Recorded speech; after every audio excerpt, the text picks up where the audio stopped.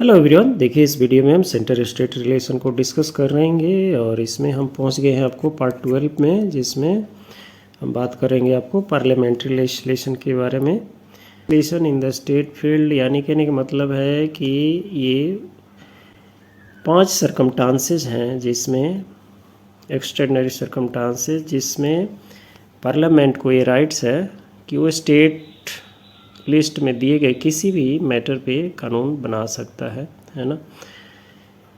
और इसी के बारे में हमने 4 जो केस है ये डिस्कस कर लिया है। अब इसमें हम 5वां डिस्कस करेंगे। 5वां है ड्यूरिंग प्रेसिडेंट रूल, है ना। तो आइए देखते हैं। देखिए कहता है when president rule imposed in any state the parliament empowered to make law with respect to any matter given in state list in the state list in relation to that state. Suppose कीजिए किसी particular state में president rule है, तो उस time जो है state list में दिए गए किसी भी सब्जेक्ट मैटर पे पार्लियामेंट कानून बना सकता है उस स्टेट के लिए जो उस टाइम ज़रूरी है। इसमें कहता है कि law made so by the parliament continue to be operative even after president rule. ऐसे जो कानून बनाए जाते हैं वो प्रेसिडेंट रूल ख़त्म होने के बाद भी वो कानून की लाइफ लाइन चली रहती है। नहीं, वो कानून अगर लागू हो गया है तो कानून ऑपरेशन में रहेगा, प्रेसिडेंट रूल चाहे रहे ना रहे, है ना। और इसमें क्या होता है कि जो पीरियड है ना, प्रेसिडेंट रूल का जो पीरियड है,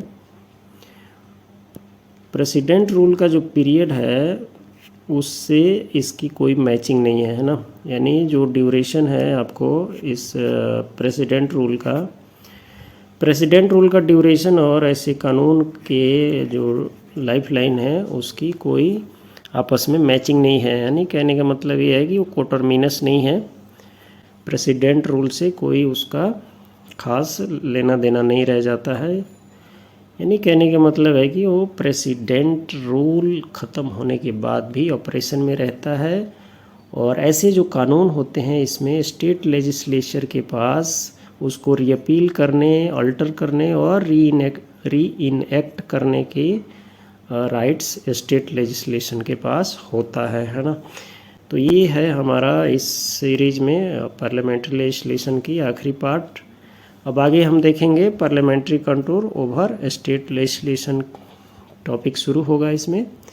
तो हम ये देख रहे हैं इंडियन पॉलिटी लक्ष्मीकांत की बुक से। आप अगर बुक में पढ़िएगा तो अब आपको ज़्यादा समझ में आएगा ये वीडियो देखने के बाद। सो मिलते हैं अगले वीडियो में। Thank you.